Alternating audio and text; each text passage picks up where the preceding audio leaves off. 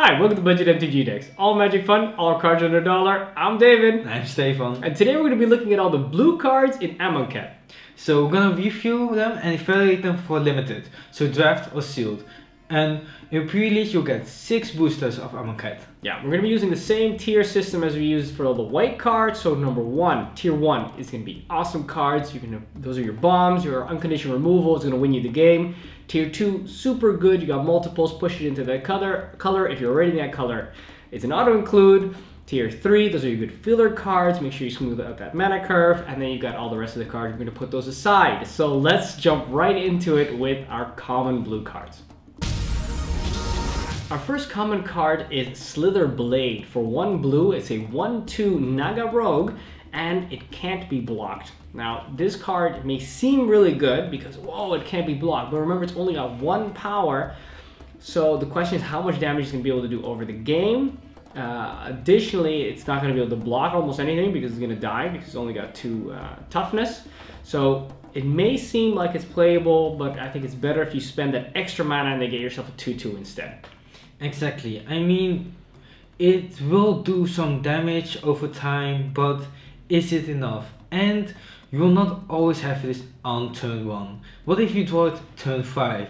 Then you're so far behind. Yeah. And that's why just, put it aside. Exactly. Like, at best case scenario, it's doing work, but you're not always going to be in the best case scenario situation. Exactly. Then cut your losses, get something else for more mana. Tarkwap Skirmisher. 1 and a blue, 2/1 Naga Warrior, and this is a bomb for 4 mana. So, I mean, it's worse than a 2/2 for 2, but this one comes back if you need to be, and that's why I want to just put it as a filler. Because normally we don't really like our 2/1s. No, exactly. The fact that you got, actually in essence, you got 2 of them, then it brings it back into playable, fillable territory. Exactly. Yeah.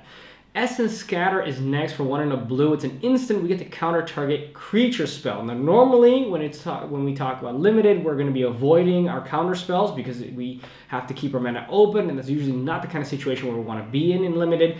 However, as this counter spell is only 2 mana and is going to be countering our opponent's bombs, which are usually going to be the big fat creatures near the end of the game, I think this one actually just makes it playable, puts it in a low-level tier 3 as a bad removal spell, but still playable though. Exactly. It is better than other counter spells because it's only 2 mana and your opponent playing creatures anyways. Yeah. So that's why tier 2. I mean, still, if you draw it later in the game, then you preferably have removal because sometimes it's just too late. That's why I put it in tier 3. So next one, Winds of Rebuke. It's 1 and a blue, it's instant. Return target non-land permanent to its owner's hand. Then each player puts the top 2 cards of his or her library into his or her graveyard. So it instant speed bounces something to his hand. Mill 2. The milling isn't that relevant most of the time, but we have Empalm, so maybe but a they bit may for have you. it too. Exactly. So yeah. So we're losing. That's a bit equal, and yeah, it's a bit of a tempo because you bounce something. So tier 3 if you don't have anything better. Yeah, I think it's actually pretty crappy because remember that you're wasting a card and 2 mana, and they are not actually losing that card because it goes back to their hand. So you really gotta make use of that time, and you're not always gonna have it. You're not always going to be in the situation where having that extra turn is going to win you the game. And in that case, this card will actually set you back a little bit. So it's kind of scary to use it. But yeah, if you're building a strategy around it, then it is a filler card for, kind of removal, right? Yeah. Next, we have Cartouche of Knowledge for 1 and a blue. So for 2 mana, we get an aura. We get to enchant a creature. Our creature gets +1/+1 in flying. Okay, pretty sweet. So we're going to make, let's say, our 2/2 bear into a 3/3 flyer. That's pretty sweet. And additionally, when it enters the battlefield, draw a card. Okay, now we're talking. This is much better than the white Cartouche because it replaces itself, which means that because it's an aura, and if that creature were to get removed, we're not losing the card, which is what we're usually losing when somebody destroys our enchanted creature. So I actually think this is pretty sweet. I would say, okay, filler card. Exactly. For 2 mana, it replaces itself, so it's kind of cycling, but it also gives something evasion and it pumps something up. And that's what I really like about this one. Yeah. So that's why I just wanted to Yeah, put a tier 3 instead of the other one. Yeah. So compelling argument. 1 and a blue, a sorcery. Target player puts the top 5 cards of his or her library into his or her graveyard, and you can cycle it for a blue. But are you going to mill your opponent out? Most likely not. So just put it aside. Exactly. Well, we can argue that, just really quick, that milling seems like it's a great idea because people say, hey, you know, but I might mill out, if I mill out their 5 cards, I might mill out their bomb, or I might mill out their removal spell. But you know, it could also be, it's a statistics game, which means that what could also happen is that you're milling the top 5 cards of them, and you brought them 5 cards closer to their bomb. So in essence, unless you're going to be going for a full-on 100% strategy, we're going to mill them out to 0 cards. Milling them any number of cards is actually not detrimental to their strategy. Exactly.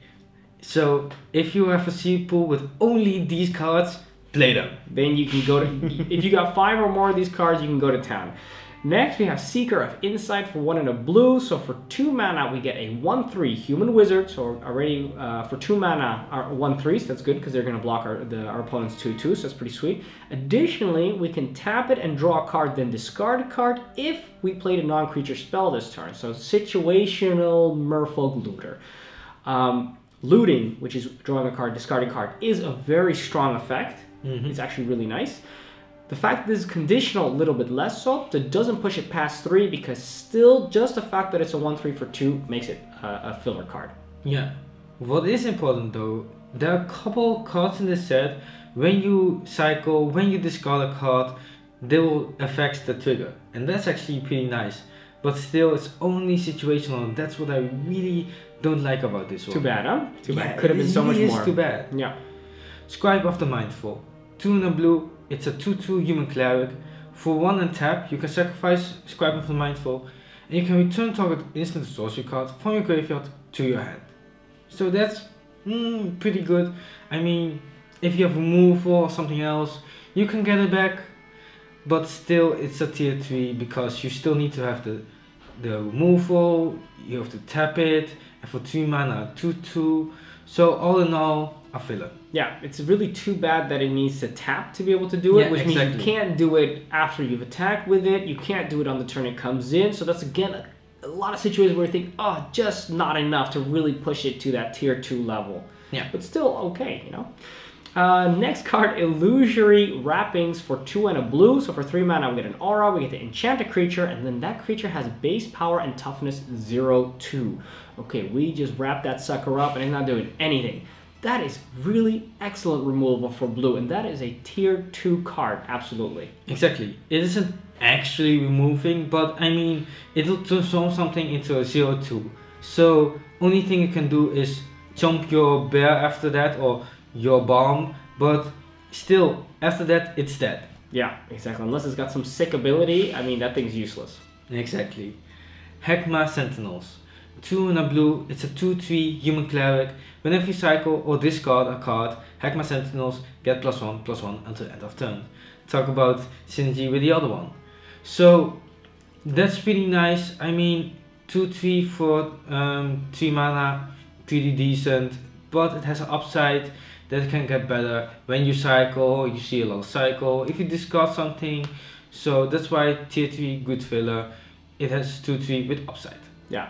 Even without any of the text, being able to get on turn 3 a 2/3 is going to stop a lot of our opponents' 2/2s right there off the bat.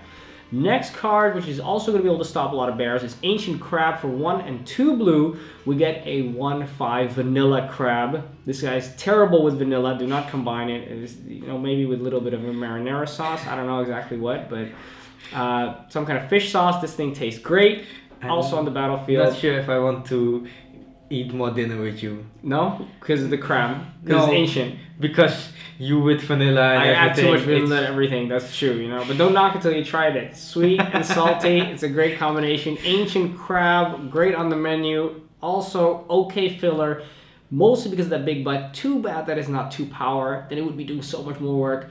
The 1 power does mean that it's more useful than, let's say, a 0/6 wall or something like that. So that at least makes it playable. I can see myself playing it, but also the fact that it's 2 blue also makes it a little bit prohibitive. Tier 3, it's on the edge though. Exactly.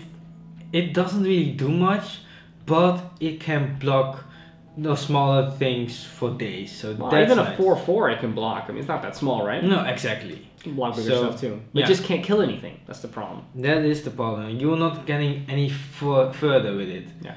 So Naga Oracle, 3 in a blue, it's a 2/4 Naga Cleric. And when Naga Oracle enters the battlefield, look at the top 3 cards of your library, put any number of them into your graveyard, and the rest back on top of your library in any order. So you can look at 3 cards, and if you want, you can put them in your graveyard, and if you like them, keep it on top. So that's really nice. It can look at 3 cards when it comes into play. It's a 2/4, like we said, the 2 power is pretty relevant.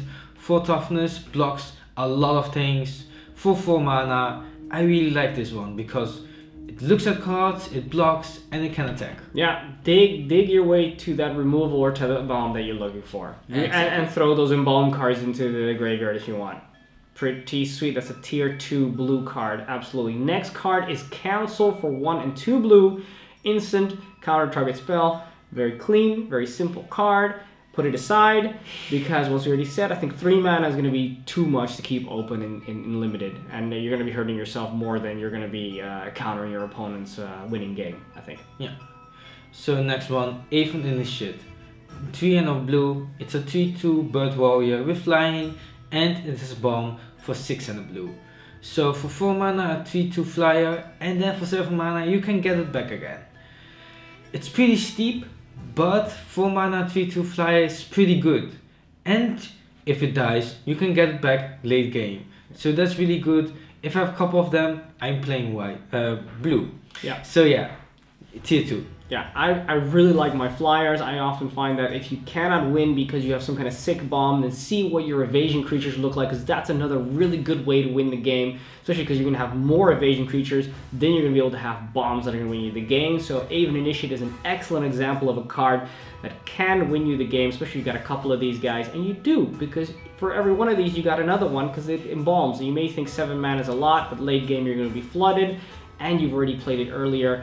Probably did a lot of damage considering you got 3 power, which is admirable actually for 4 mana in the air. Yeah. I think that's pretty sweet. Tier 2 for me too. Decision Paralysis. 3 in a blue, instant, tap up to 2 target creatures. Those creatures don't untap during their controller's next untap step.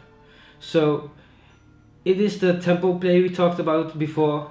I mean, you're tapping 2 cards and they don't untap again. So let's say you played in opponent's turn, you tap 2 of those things, they can't attack, you have a turn, and then it don't tap again, so you have 2 turns. But is it enough? Not sure. You really have to do something with the time you're gaining, and that's why tier 3. Yeah, it's again one of those situational cards where if you're building yourself around that kind of strategy, then it can be very strong. It can be just what you need to make sure that they're tapped out another 2 turns, you're dealing more and more damage, and then you've won the game, and they can't get back. But if you're just playing it as a straight up removal, I don't think it's going to be enough, because in the end, they still have those creatures, and you did lose this card. Exactly. Then we go to Hieroglyphic Illumination for 3 and a blue. So for 4 mana, we get an instant, draw 2 cards, and we can also cycle it for 1 blue. Now normally, of course, we have for 3 mana we can draw 2 cards, but then it's sorcery, so this one allows us to keep it open. So if you do want to play counter spells, then this is a good card to be able to play in conjunction with that, because then you can still do something if you didn't counter something, or if you didn't have a flash creature, for example. I like it less than Stefan, I think, because I feel like you're really paying 4 mana just to get 1 card, because remember, you're also wasting your Hieroglyphic of Illumination cards, so you're paying 4 for that 1 card. I don't think it's enough, but yeah, I can see myself putting it in as a filler card, tier 3. Exactly. Early game I like it because you can cycle it for 1 blue. Late game is nice because if you top deck this, you can pay 4 mana, draw more cards.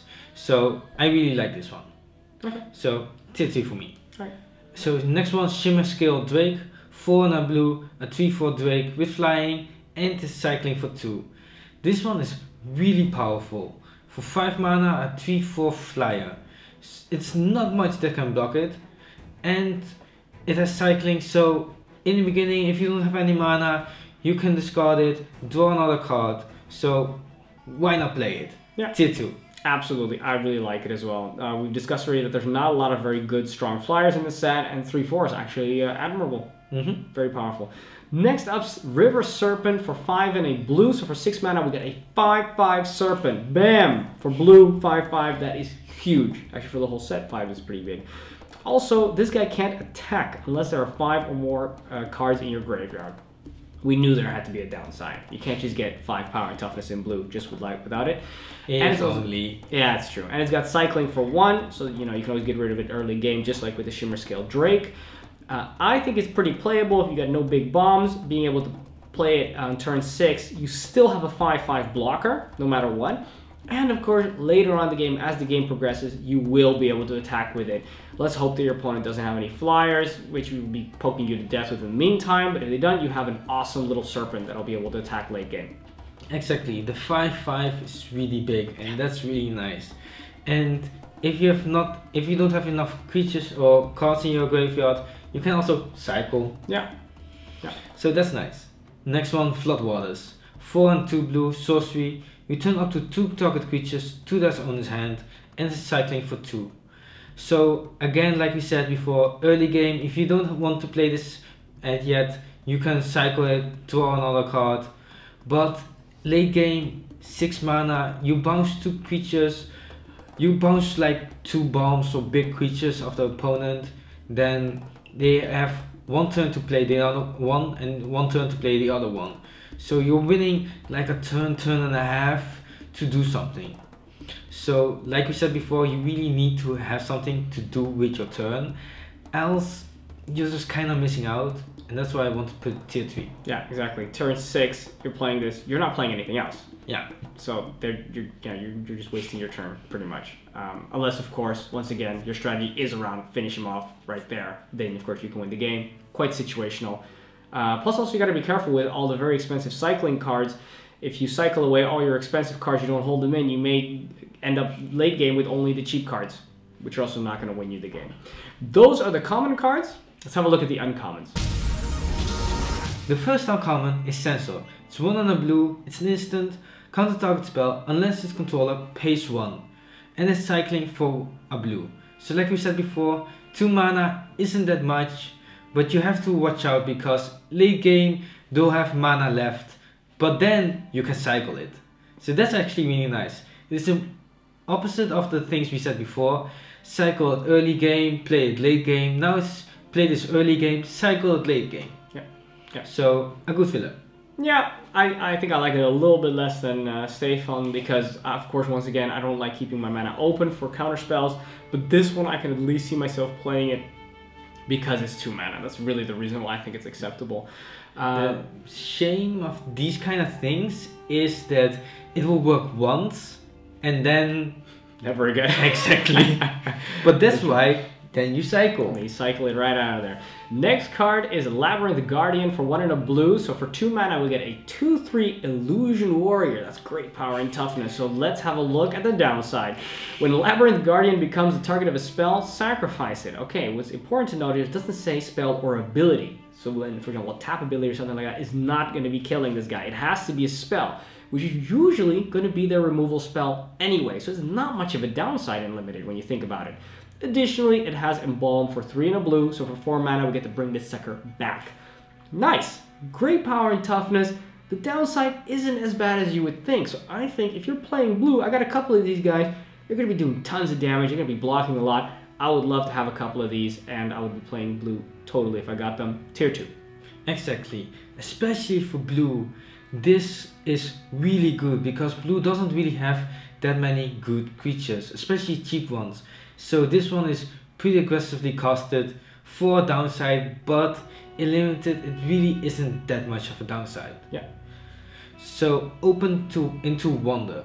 X and 2 blue, it's a sorcery. X target creatures can't be blocked this turn.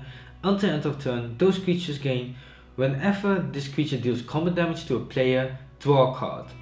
So you play for like 4 mana, you make 2 creatures unblockable, then you draw 2 cards. That's actually really insane, and it scales for more mana, more creatures. I mean, you do have to have creatures, but You're playing limited. Exactly. And even if you only have one, it's unblockable and it will draw your card. So tier 2. I would say worst case scenario play when you've got two 2/2s. I don't think that's too unrealistic to expect that around turn 4 or turn 5 you have two 2/2s, right? I mean, that's still worst case scenario. You pay the 4 mana, you attack, you're dealing 4 damage with those 2 guys, and you're drawing 2 cards. So 4 damage, 2 cards for 4 mana, really good, really strong. I can't imagine not being able to get great value out of this card. Exactly. I really like this because it actually draws you cards. Yeah. And that's so good. Yeah, and of course in those late game points where you've got plenty of mana, you got plenty of creatures that aren't doing anything, and you have to attack, but you can't, this card can win you the game. Yeah. Nice. So next one, Gale Strike. 2 in a blue, instant, return target tapped creature to its owner's hand and draw a card. I mean, you're attacking, we've seen not many vigilance, so you get attacked, you bounce something back to its hand, and then you draw a card, so it replaces itself, and that's so good that you're not actually losing a card when you bounce something. Yeah. So that's why tier 2. This is so strong. When you look at the quality of removal that blue has, this is really the kind of removal that you want to have. It's so strong because it replaces itself, really. That's really what does the strength of it. Then we go to another very strong card, Vizier of Tumbling Sands for 2 and a blue. It's a human cleric. It's a 1/3, but it has a very special tap ability. When this guy taps, when this girl taps, we get to untap another target permanent. We can also cycle it for 1 and a blue, and then if we cycle it, then we also get to untap target permanent. Okay, so what is cool about this card? Number of things. Number 1, it's a 1/3, so it can block 2/2s. Very good. Another thing is we can untap a land, for example. So that means it's going to be able to mana ramp us. Awesome. So it's giving us extra mana. Additionally, it can give a creature vigilance. When we attack with it, and then we can untap, it's got vigilance. Finally, if we're going to have an exerted creature, then we're going to make sure that we can exert that creature and then untap it again, and then we can exert it again next turn. So this card is super sick. Super sick. Tier 2. Super exactly. Super. Vizier of the Tumbling Sickness. It's awesome. So, next one, Trial of Knowledge. I'm just going further. Please do, please do. Stop I'm just me. carrying Please on. stop me. Get carried away. Trial of Knowledge. 3 in a blue, enchantment. When Trial of Knowledge enters the battlefield, draw 3 cards, then discard a card. And when a cartouche enters the battlefield under your control, return Trial of Knowledge to its owner's hand. So, for 4 mana, you can draw 3 cards, you discard 1, so that's pretty nice, but it's on sorcery speed, so tier 3, just a filler. Yeah, and you can't really expect to be getting that cartouche at the Exactly. right moment as well. Yeah. Then we go to a Sacred Excavation for 3 and a blue. So for 4 mana, we get a sorcery that returns up to 2 target cards with cycling from our graveyard to our hand. Now, we looked at these cards before in black, which returns 2 creatures from our graveyard. Even those are borderline playable. So this one is really just not going to make the cut, and we're going to have to put this card aside. Exactly. I'm really excited about playing this one, by the way. But you really need to have the cycling. Yes. And if you don't, it's just a really feel It's bad. really good in a very situational moment, which Stefan wants to build around, which won't work, and then he will lose because of it. But so for everybody else, just be smart and put it aside. Stefan, good luck. We'll see how that works out for you. Thanks. Yeah. So next one, Senate Seeker. 3 in a blue, it's a 2/2 bird wizard with flying, and whenever you cycle or discard a card, target creature gains flying until end of turn. So it's a tier 3, it's a 2/2 with flying for 4 mana, it's decent, it has an upside, gives you bomb flying or something else, so that's pretty cool. Yeah, its power and toughness is a little bit low for what I'd be wanting to pay for, but considering the sheer quantity of cycling we have, that a lot of very good cards are just cycling anyway, even though the cards themselves are already fine, you don't want to cycle, and there's still a lot of cards that have cycle, so you could give something evasion when you want that instant speed. So yeah, as a surprise, that would be pretty cool. You could cycle a card as a surprise, and then all of a sudden that blocker has flying, and then their flyer smashes into it, and then you kill their creature. So I think it's actually very playable. Exactly. It also, you have to remember, is this card that I'm discarding worth it? Yeah. And that's also pretty difficult to sometimes. Well, you're paying mana, you're drawing the card, and you're giving something flying. Yeah, exactly. But you are still discarding a card that you wanted in your deck. True. But you also want to kill their flyer that's coming to you. That's true. That's true. Alright, anyway, moving on to Angler Drake for 4 and 2 blue. We got a 4/4 Drake looking awesome there with his headdress. This guy's got flying. Also, when it enters the battlefield, may return target creature to its owner's hand.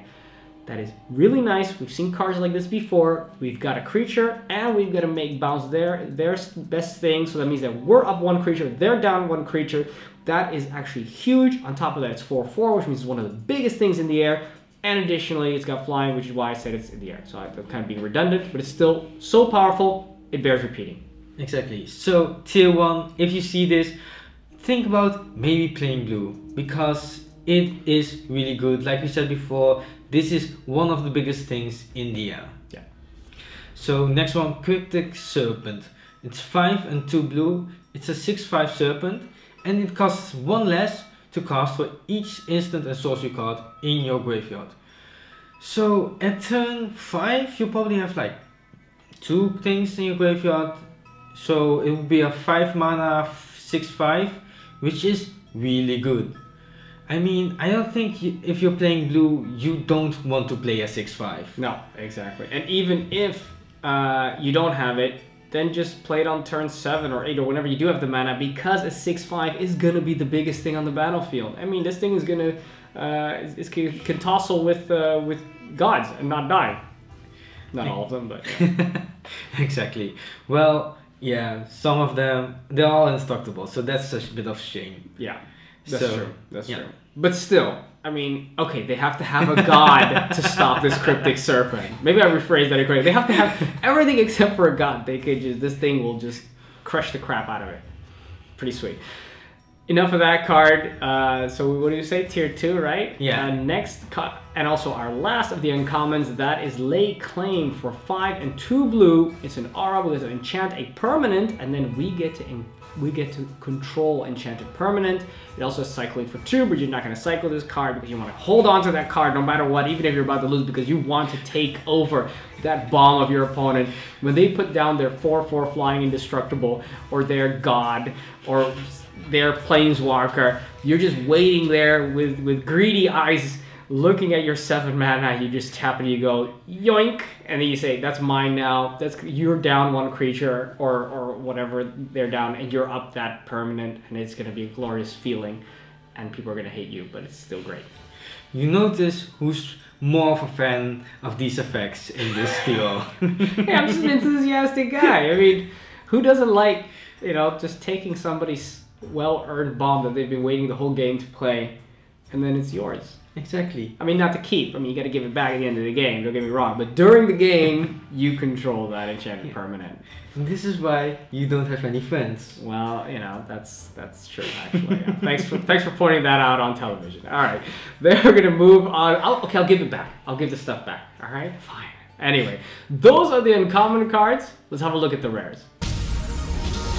The first rare is Pull from Tomorrow. It's X and 2 blue. It's instant, draw X cards and discard a card. So I like this one because it's instant, it kills, but it's always still a bit expensive.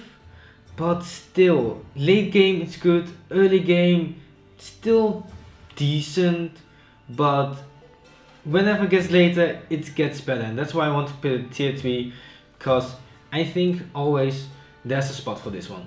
Yeah, we can easily see who is more excited about these effects. Exactly.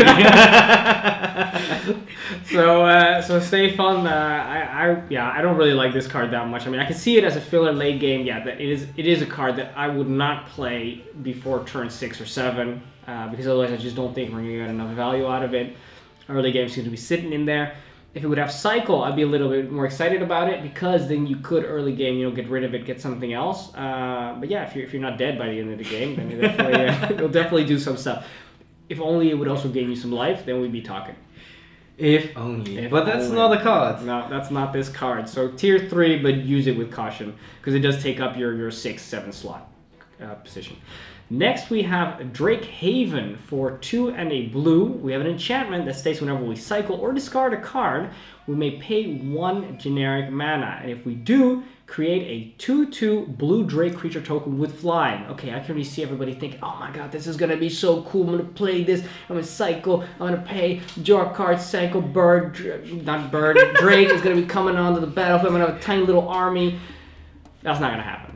Because it will be a big army. No, it will not be an army, because the problem is, first of all, on turn 3 you're not playing anything, and then later on you have to have these cycle cards. Maybe you got to build your deck around the cycles, and you're actually also not getting the effect of the card because you're cycling, so you're really just paying extra mana to be able to get those Drakes. And sure, 2/2 Drakes are good. The question is how many times is it going to trigger, and is that worth it to have this card? I think anything but constructed is going to be unplayable, so I would say put it aside. Too risky. Yeah, it is too risky, but still, I really like this one. And that is why you don't have any friends. Is that it? Ah. Okay. So, next one. Vizier of Many Faces, 2 and 2 blue. It's a 0/0 Shapeshifter Cleric, and you may have Vizier of Many Faces enter the battlefield as a copy of any creature on the battlefield, except if Vizier of Many Faces was embalmed. The token has no mana cost, it's white, and it's a zombie in addition to its other type. And the bomb cost is 3 and 2 blue. So that's actually pretty cool, because it will always be the best thing on the board. So your opponent has a bomb. Oh, you know what? I'll have your bomb too. You have a bomb. You know what? I'll have 2 of them. So yeah, that's also always really good. And if they get rid of it, you know what? You just embalm it, get it back again. Yeah, super powerful. Clone effects are always good. I prefer to, of course, just take your opponent's creature. That's what I prefer. Just take it, you know. But failing that, embalming or just making a copy the first time is going to be so incredibly powerful. I say tier 1. There's never going to be a moment when it's not good, because it's always the best thing. Exactly. Yeah. Next card we have is another kind of split card, an aftermath card. It is Commit to Memory. The first part, which we can cast out of our hand, is Commit for 3 and a blue. So for 4 mana, it's an instant. We're going to put target spell or non-land permanent into its owner's library second from the top. This is kind of like you can counter something and then it goes second from the top from the library. Or you can just return a non-land permanent, not to their hand, but to the library, and they're going to draw into it later again. For 4 mana, I think it's kind of steep. But it also has another part, and that is the aftermath part. So this is the part we're going to be casting from our graveyard. It is a sorcery. Each player shuffles his or her hand and graveyard into his or her library, then draws 7 cards. This can be really nice. It's going to fill your hand later on. The only problem is that it's also going to fill your opponent's hand, which is usually not a big problem, unless, of course, you're filling your opponent's hand more than you're filling your hand, because then you're actually wasting a card and you're helping them more. So you got to be very careful with that. I think it is playable, though, because you get to choose when you do both those things, and it does give you 2 effects. I think they're okay. The cost is fine. I don't think they're too expensive for what it does.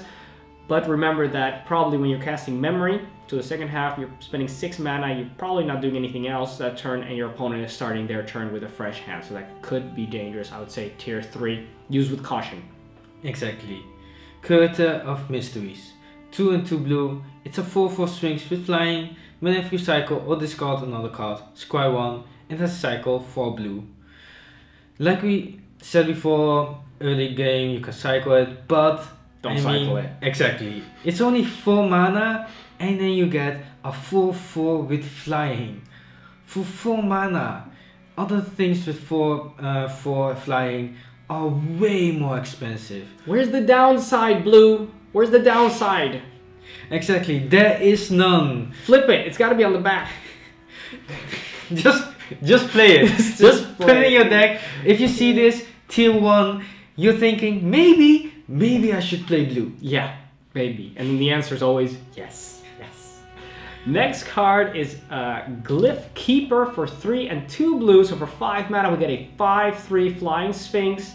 And whenever this guy becomes a target of a spell or ability for the first time each turn, counter that spell or ability. This includes your own stuff, so be careful with it. But more importantly, it also includes your opponent's removal, which means they're going to have a pain in the butt of a time to try and remove this guy. And it's 5/3 in the air. If you think that's not enough, but wait, there's more. If you're not happy with that, it's also got Embalm for 5 and 2 blue. So for 7 mana, we're going to put this puppy back on the battlefield and do the whole thing again. And that, it means this card's going to win you the game. Very simple. Exactly. Tier 1. Ah. Yeah. Also a tier 1. Where is the downside, Blue? Where is it? These Sphinxes, they're cocky Sphinxes. Sphinges, sorry, they're Sphinges. Plural Sphinx. So yeah, just play them. Just play those Sphinges. So the last rare is New Perspectives. See, maybe you should look at the other perspective. From a different side, yeah. Yeah. So 5 for 500 blue, it's enchantment. When New Perspectives enters the battlefield, you can draw 3 cards. And as long as you have 7 or more cards in your hand, you can pay 0 rather than cycling costs. Imagine with the Drake Haven, you can cycle for 0 and for 1 mana, you can get a Drake. Imagine! You're really living in a fantasy world right now, aren't you? We're playing Magic, remember? Oh, that's true, you are in a fantasy world. But actually, put it aside. I mean, for 6 mana, draw 3 cards, cycle for 0. I don't think you're actually gonna get the worth out of it, because do you really want to cycle the cards you're actually having? No. So, yeah, just put it aside. Exactly. Those are all the rares. Let's have a look at the mythics. We're going to start with As Foretold. For 2 and a blue, so for 3 mana we get an enchantment. It says that at the beginning of your upkeep, we get to put a time counter on this card. Now, once each turn, we can pay 0 mana rather than the cost of a spell, as long as the converted mana cost is X or less, where X is the amount of time counters on this card. So you put it on turn 3, you pop it down, best case scenario. Then turn 4, it's going to have 1 counter on there, means you can play your 1 mana spell. Then turn 5, your 2 mana spell, etc. So that means that on turn 6, you might be doing something, playing something for free, but the problem is at that point, you're already going to be out of cards. So actually the problem is not going to be the fact that you can't play spells for free or it's going to cost too much. The problem is you're just not going to have enough cards, but you're going to have plenty of mana anyway, late game.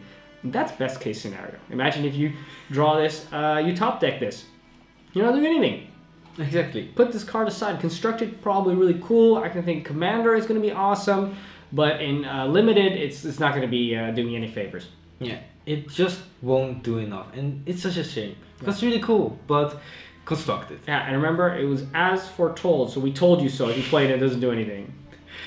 Gefnet, the Mindful. 2 and a blue, it's a 5/5 god, flying indestructible. Whew. But that's the sound it makes when it flies by, right? Exactly.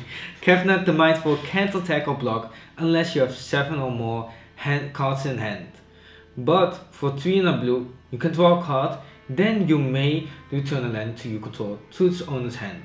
So that's actually pretty cool, because for 4 mana you draw a card, then you can bounce a land, that one you just tapped. So you get 2 cards in hand for 4 mana, but also you can look at the card, and if it isn't a land, you can replay that land again. And if you draw a land, you're just like, you know what, I'll just keep the land on the battlefield and just play another land. Yeah. So that's also pretty cool. Pretty sweet. Yeah. I really see it as very realistic that you are able to attack and block with this creature very soon, because of the fact that for every turn you're getting 2 cards back, plus of course you're drawing your regular card. That's 3 cards right there. I mean, you'd need to be completely empty. You want to have this take a long time before it becomes effective. And if you have this card, and you have it in your deck, you know that's happening, so you're going to make sure that you're not playing your hand out entirely right at the beginning of the game. Yeah, so Tier 1. Just play it. Awesome, awesome. What did the sound make again of this guy? Amazing, amazing. All right, let's have a look at the conclusion. In conclusion, I'm really excited about blue. I mean, those Sphinges are just super sick. Stephen already said it before, these creatures are really good in blue. I love the rares. I mean, what's not to love about the mythics? I mean, the mythics are obviously good. You don't have to worry too much about that, but still. So the rares are really good. The uncommons are really good. The commons are really good. I mean, these are blue I can actually see as playing as a main color, and that is not something I have with every set. Exactly. I'm really surprised that blue has so many good creatures. They're aggressively casted and they actually beat us. like we weren't really used to this. Yeah, we're scared and upset. Exactly. We don't want blue to be good. No. Actually, we love blue to be good. Naturally, it does have some downside. It doesn't have outright removal, except for the one card that, of course, turns the creature into a 0/2, which is actually really good for blue to have that. Of course, a lot of the other tempo cards, I'm not too happy with that. But considering how strong the creatures are, how good some of the flyers are, and some of the bombs are also flyers, I almost can't see a situation where blue does not have the cards you need to be able to have a winning hand. I'm very happy about blue, actually. Exactly. Good cards, good cards. Also, don't forget to subscribe, because then you're going to get notified when the next video is coming out. Also, join us on Facebook and on Twitter. And if you subscribe, make sure that you click that little bell, because the little bell next to the subscribe button makes sure you're actually going to get notified, and otherwise YouTube doesn't let you know anything. So you have to click that little bell to make sure that you're going to get notified when the next video is coming out. So subscribe for the most powerful decks and advice everyone can afford. That's it. So thanks for watching. I'm David. I'm Stefan. And this was Budget MTG Decks.